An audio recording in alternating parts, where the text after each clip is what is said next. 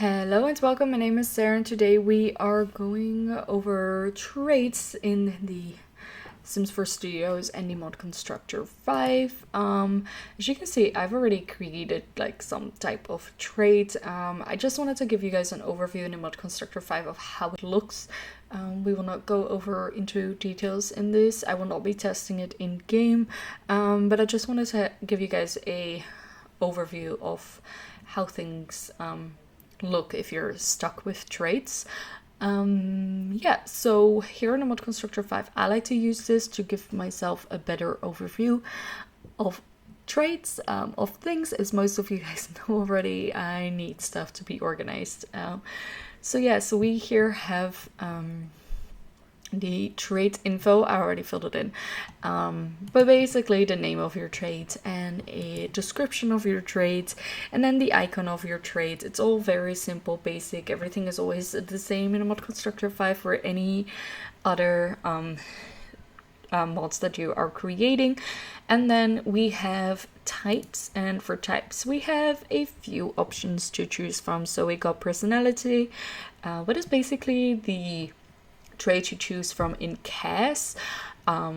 So as you can see over here, we have emotion, hobby, lifestyle, and social, and those are the 4 different tabs your sim can choose from. And then we have gameplay, and gameplay is also a fun way. Gameplay is mainly used for if you finish an aspiration, your sim gets a trait in game, or they win one from a career or from something else, from doing a certain interaction. I don't know. You can go crazy with this, but gameplay traits are basically traits that you get in game. And then we have hidden traits. Hidden traits, for example, you have every sim in game has one of these hidden traits, and one is biological male and the other one is biological female, and that has to do with, for example, the pregnancy interaction, like the woohoo thing, like who can become pregnant, for example, because biological males cannot become pregnant in game. So that's, for example, when you use a hidden trait. So a hidden trait is not visible in the UI, but your sim does have this trait also. This is very handy to use for some more complex mods. Very fun. And then we have aspiration, and as it says, CAS only, because like I mentioned before, the rewards are gameplay traits. So CAS only is if you have an aspiration category, and then there is this little trait that every category has, like quick learner from the whole knowledge thing. Domestic, I believe, is from the family category. Yeah, you probably know what I mean. So it's like the little extra trait that you get with an aspiration. And then childhood phase is just a childhood phase. And like it says over here, it behaves the same as the gameplay, but it looks just different in the UI. And then what we can choose from are the life stages. So we have newborn all the way to elder. Most traits are from child to elder. But this is a very fun way to make your traits only for infants or toddlers, because they have so little traits.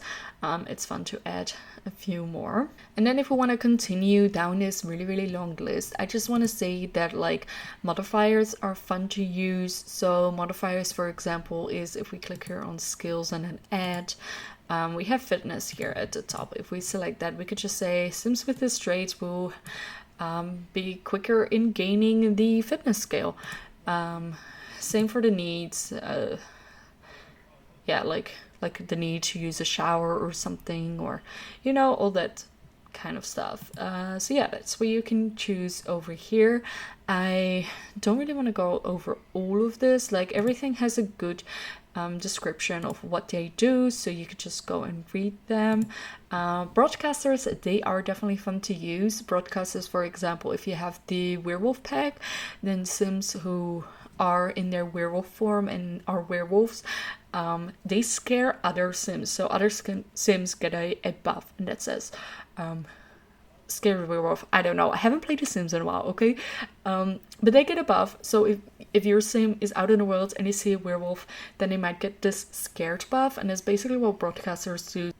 Then we have buff replacements, and buff replacements also probably used a lot. And it's just basically is your sim has a certain buff, and then like there's a buff in game, but the buff in game doesn't fit with your trait, and then you can replace it to your own trait, your own buff, that you want for that certain situation.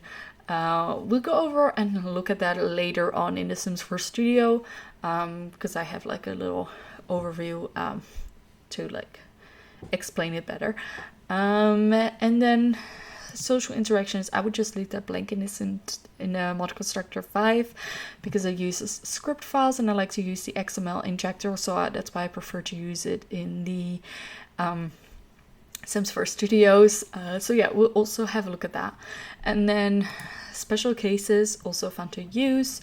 So here we have trait origin, and like it said over here, from completing a custom aspiration. So that's basically like the small text underneath the text of the trait. So in the UI, so you know where you got that trait from.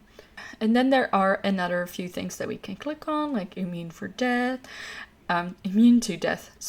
and basic only. We can block aging and do all sorts of fun stuff, but definitely just have a read around of everything.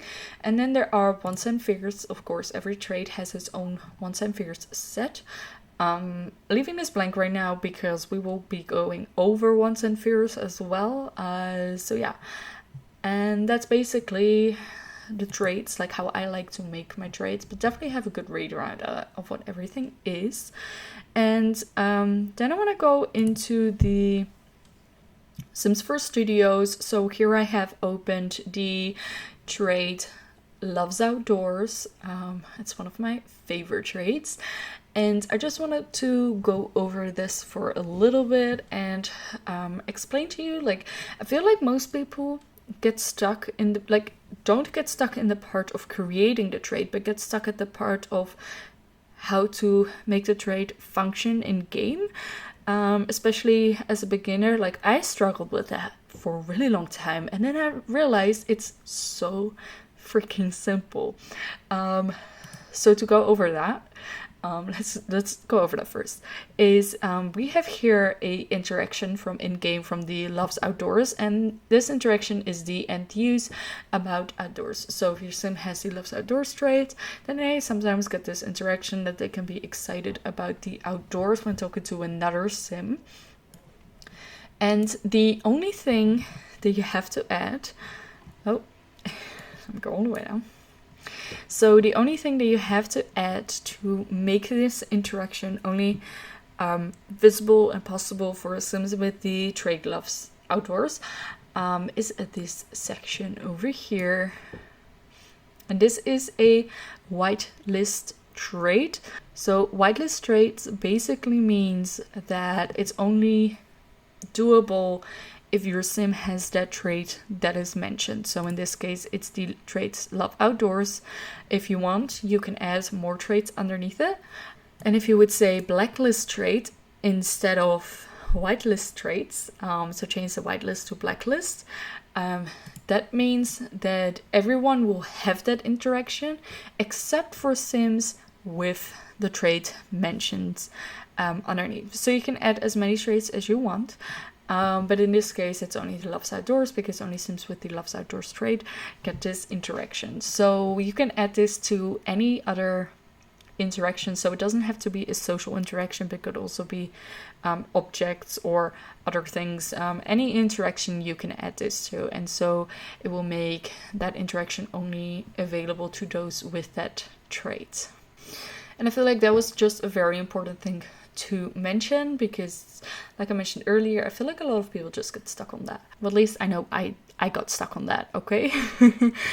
And then having another like a good overlook over the trait Loves Outdoors, we have here the ages, so for which ages it's available.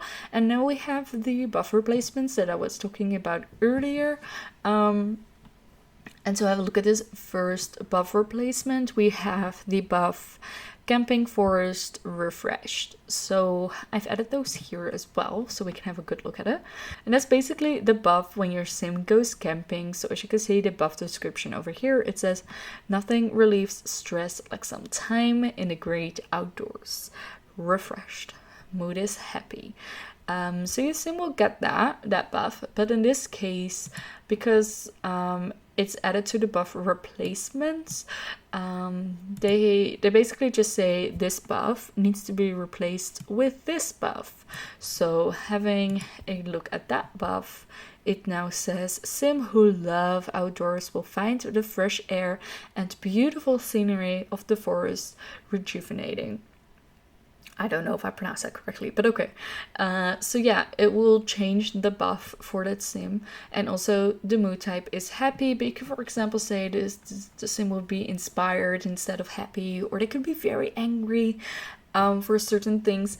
But yeah, it's definitely very fun to use because it basically just replaces buffs that are already in game to your own created buff. And then next I want to go over the castrate ASM param, and that's over here, and I have noticed we cannot choose that in the mod constructor, but it's basically the little animation your sim does when you click on the trait. So in this case it will be the Loves Outdoors animation. What is important to know is that if you add that in the SimSource Studio, you will also have to add that to the sim data that is connected to your trait, so they have the same instance number. So yeah, you just gotta add that in here as well. So we have it over here as we can see, and you just write it down like that, and then the whatever animation you want. So have a look at the game, what animation you find fun to use. And then last thing I want to go over is the conflict traits. So a conflict trait is a trait that conflicts with the trait you have created. Very basic. In this case, it's the trait squeamish. So if you're going to game and you click on, oh, I want my sim to have the Loves Outdoors trait, and you click on the Loves Outdoors trait, and then we can see that the there's another trait like grayed out once you click on that trait, and in this case it's squeamish is grayed out, so it just means that you can't use both of those traits at the same time. And again, you have to make sure to add that into the sim data file, and it's over here. So over here, conflict traits, and then the table set reference, and then it's just the number of the trait, like you see over here. So very simple. Yeah. So that's just what I wanted to go over with you guys today. If you have any questions, please leave a comment down below or join my Discord. Link is in the description, and then you can add yourself to the mod tutorials chats by clicking on the little icon. But yeah, I hope you enjoyed this video, and I'll see you guys in the next video. Okay, bye.